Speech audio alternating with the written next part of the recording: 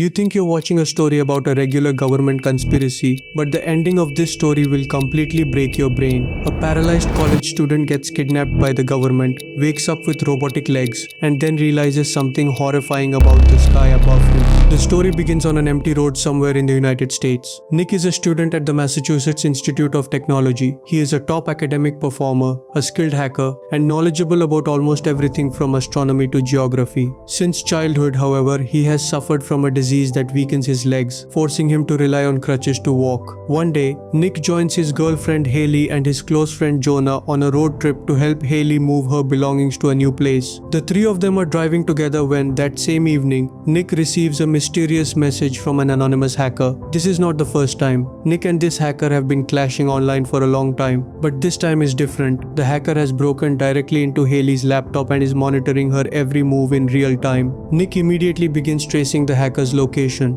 Jonah suggests they track the person down and settle things once and for all, but something else is weighing on Nick. Deep inside, he suspects that Haley wants to end their relationship because of his condition, and that this trip is really just her way of creating distance. The thought fills him with quiet anger. Still, he pushes the feeling aside and focuses on finding the hacker. As they drive, the hacker keeps provoking them, sending pictures taken from traffic cameras showing their own car back to them. Nick follows the GPS coordinates they have traced, and the trail eventually leads to an isolated cabin far from any town. Nick and Jonah go inside and begin searching the place, recording everything as they move through the rooms. Then from outside, Haley screams. Nick rushes out. The moment he steps through the door, he sees Haley rising into the air. Before he can react, a blinding white light flashes directly into his face. Everything goes dark. No one knows how much time passes after that. When Nick finally opens his eyes, he is sitting in a wheelchair. His entire body is numb. He cannot feel anything. A man in a hazmat suit sits directly across from him.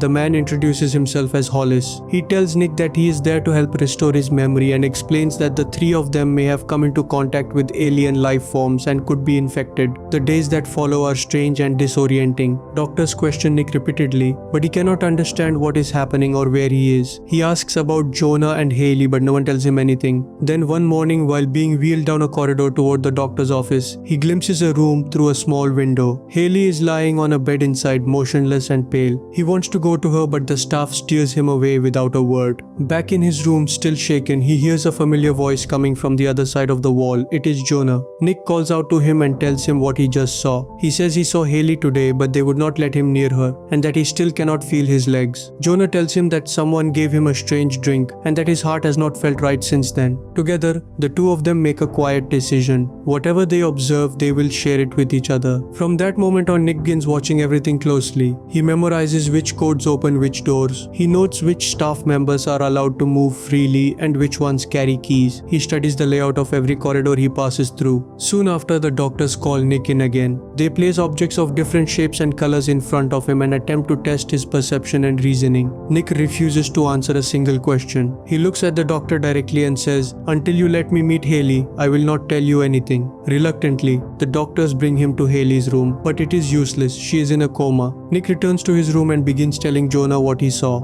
Then mid-sentence, Jonah's voice stops. The wall goes silent. At the same time, something strange is happening elsewhere in the facility. Experiments are being conducted on a cow in another room. Then the lights cut out completely. An alarm sounds. Someone has escaped. Nick moves through the darkness and hides inside a bathroom until the lights return. When staff members find him and bring him back outside, he notices something he had not seen before. There are deep marks gouged into the walls of the corridor, as though something with tremendous force had dragged itself along the surface. Later, Nick asks the doctor directly where Jonah is. The doctor tells him flatly that Jonah was never brought to this facility at all. Nick says that is impossible, that he spoke to Jonah himself. The doctor gives no explanation. Back in his room, Nick calls out to Jonah again and again. There is no reply. Slowly, he pieces it together. Jonah found a way out. The marks on the walls were his. He has already escaped. Hearing this makes Nick certain of one thing. He will not stay either. He will leave, and he will take Haley with him. Over the following days, he uses everything he has memorized. He knows the codes. He knows the routes. He knows which turns to take and which doors to avoid. He begins moving through the facility with Haley,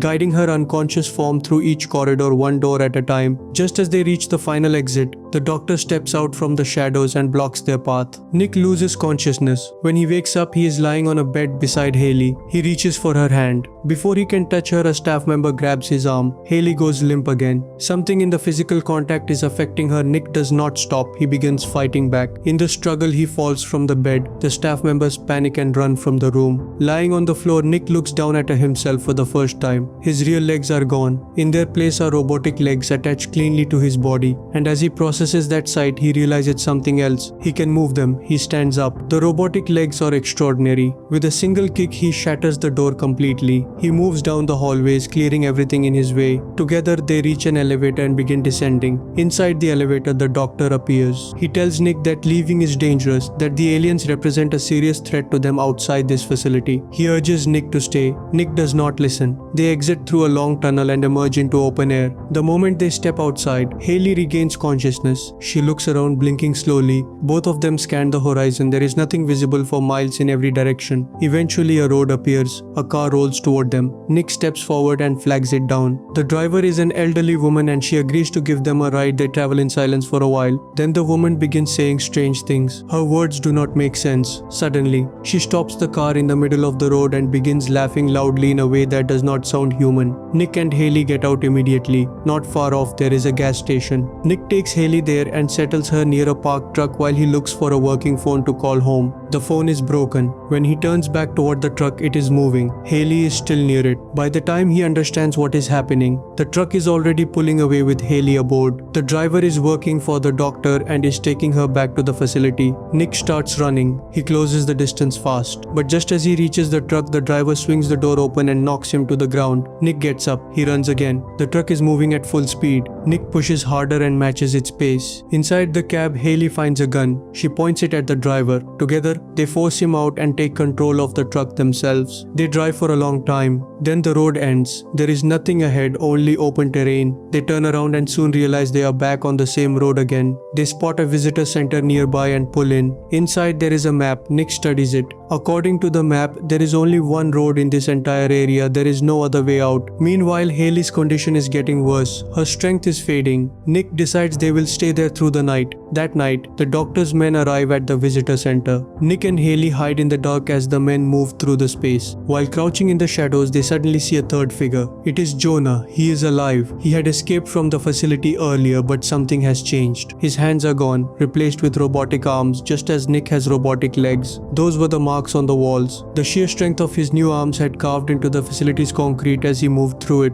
Jonah looks at both of them. He points to the number written on Nick's arm, then shows them the same number on Haley's neck. He says if you add these numbers together, they total 51. We are in Area 51. This is where the government runs secret experiments. They experimented on us. Your legs, my arms. To them, we are test subjects, nothing more. After the doctor's men leave, the three of them make their move the next morning. They load into the truck and drive toward the edge of the area, hoping to break through. Ahead, there is a checkpoint. A massive pillar system blocks the road, controlled by a remote operating system. Jonah steps out and makes his way to the control room where the laptop is located. He can crack it, but before he can enter the code, a bullet shatters his glasses. His vision blurs completely. He cannot read the screen. He steps back outside. There is another way. Using the full force of his robotic arms, he tears the pillar apart with his bare hands. Nick and Haley drive through. Jonah stays behind. Several bullets have already hit him. He stands there as the truck disappears down the road. Tears fall from both Nick and Haley as they watch him through the rear window. They keep driving. Then a massive bridge comes into view. Standing in the middle of it is the doctor. Before the truck can reach him, the doctor's men throw spike strips across the road. The tires shred. The truck flips over. Haley, already weakened, loses consciousness from the impact. A helicopter descends and takes her away. Nick is badly injured. He forces himself upright anyway. That is when he notices the doctor's tag more clearly. The name on it reads Damon. Nick stares at it.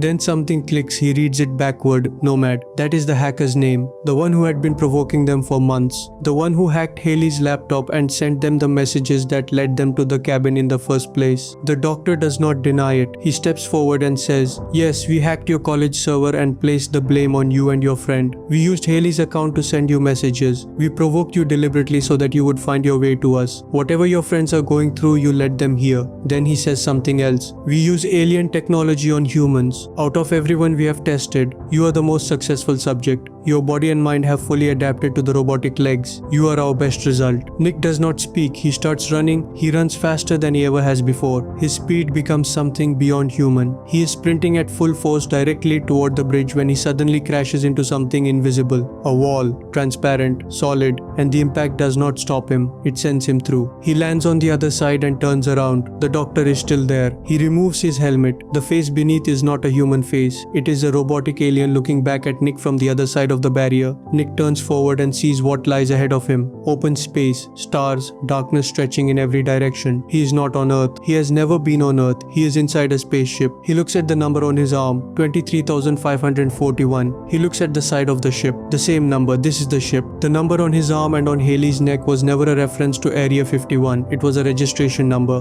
The number of the vessel they have been trapped inside all along. There is no secret government base. There are no human researchers. There is only a race of robotic aliens testing their own technology on human bodies, far from any planet, far from any help. With that, the story comes to an end. Nick stands at the edge of the ship, surrounded by the silence of space, finally knowing the truth. Nick is actually the bad guy here because his obsession with a hacker ruined his friends' lives forever. If he just ignored those messages, they would all still have human limbs on Earth.